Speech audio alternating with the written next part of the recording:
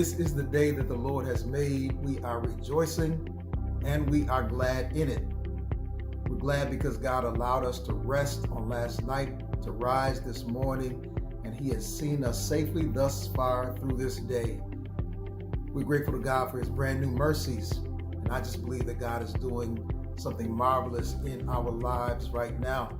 My name is Lenear of Journey Church in Grand Rapids, and I greet you in the name of a risen Redeemer, Jesus the Christ.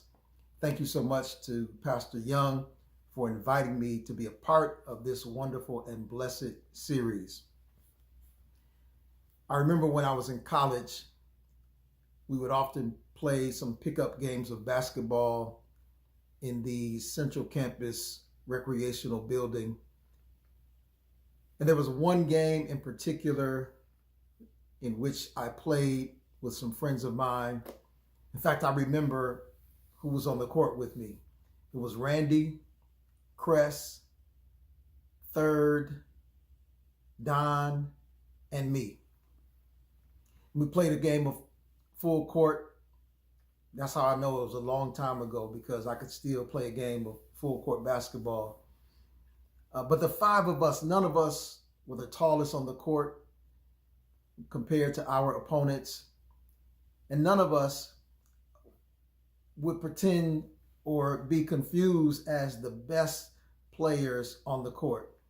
But that day, everything came together and we won a spectacular game of basketball. It kind of surprises me that these many years after that I can still recall who was on that team.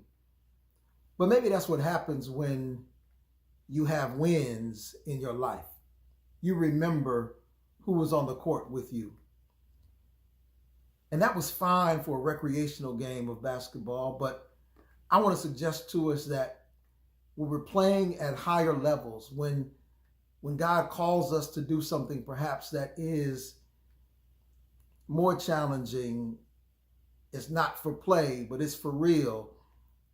When you're going through something that you really are going to have to overcome some obstacles to get there, you're going to need some other people on your court. And I want to suggest who some of those people might be as we look at this word today. It's found in 1 Kings chapter 22. And there we find recorded these words in the NIV. For 3 years, there was no war between Aram and Israel. But in the third year, Jehoshaphat, king of Judah, went down to see the king of Israel. The king of Israel had said to his officials, "Don't you know that Ramoth Gilead belongs to us? And yet we are doing nothing to retake it from the king of Aram." So he asked Jehoshaphat, "Will you go with me to fight against Ramoth Gilead?" Jehoshaphat replied to the king of Israel, "I am as you are. My people are as your people. My horses as your horses." In other words, Jehoshaphat was saying, "I'm your ride or die." But Jehoshaphat also said to the king of Israel, "First, seek the counsel of the Lord." I want to pause there and just praise God for a partner like Jehoshaphat. You need a partner like that who reminds you to seek the Lord's counsel. At the beginning of the year at Journey Church, we started off with a fast for 21 days, and we called it Seek First, because if we don't seek the Lord's counsel, we know that we will not have victory. It continues in verse 6. So the king of Israel brought together the prophets, about 400 men, and asked them, "Shall I go to war against Ramoth Gilead, or shall I refrain?" "Go," they answered, "for the Lord will give it into the king's hands."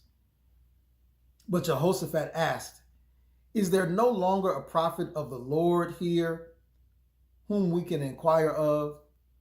I love that, because when you've been walking with the Lord, sometimes you know when the truth is in the room or not.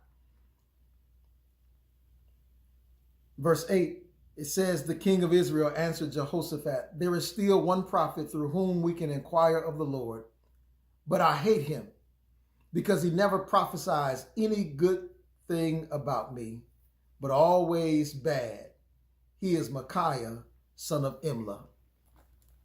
I encourage you to keep on reading that. And what you will discover is that the king sent for Micaiah, and Micaiah came and he told the king that if he goes into this battle, that he's going to lose.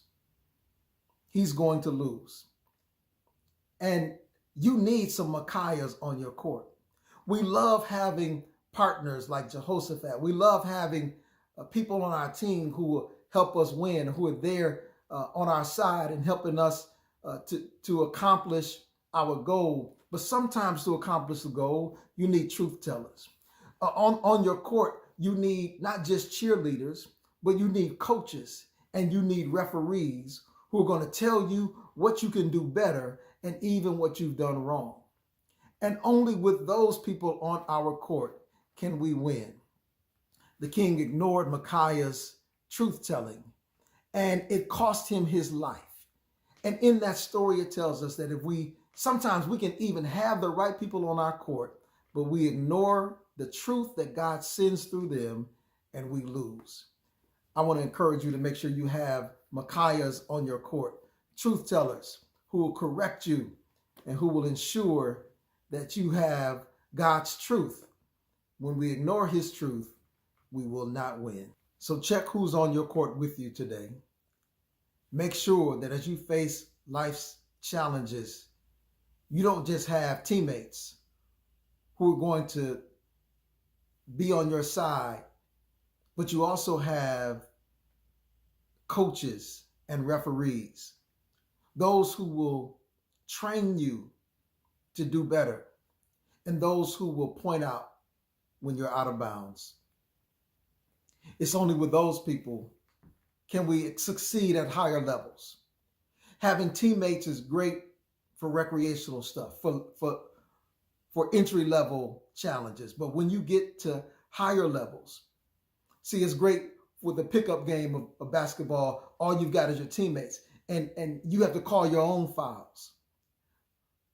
But as you enter into higher levels of challenges in your workplace, in ministry, in your marriage, you need people to walk beside you who will correct you and tell you when you're wrong. That's the only way we can win. And so I want to ask you to ask yourself, who's on my court? Make sure you have some truth tellers. And then when they've told you the truth, and you know through the Spirit of God, as he speaks to your spirit, when you know it's God's truth that they have imparted into your life, respond to that truth. And only then can we win the victory that God has designed for us. I'm so grateful that you joined here today. I pray that you are blessed throughout the rest of this day. Thank you for joining. Rise and rest. Be blessed, and may God's hand be upon you. Thank you for joining Pastor Young and the John Wesley Church in Southfield for Rise and Rest, the Lenten Journey. Stay connected with us Monday through Saturday at 8 a.m. and 8 p.m. for Lent devotions with Pastor Young and friends from around the world. We invite you to visit our website at jwamezsouthfield.org/Lent as we journey together through this season. On our website, you will find a Lent playlist to explore songs that help us to center our minds and spirits for this season, information on fasting and fasting options, an opportunity to sign up for daily reminders, and download a free copy of the Rise and Rest devotional and journaling guide, a 40-day message. We look forward to journeying together with you in this Lenten season. We will see you tomorrow as we rise and rest with Christ.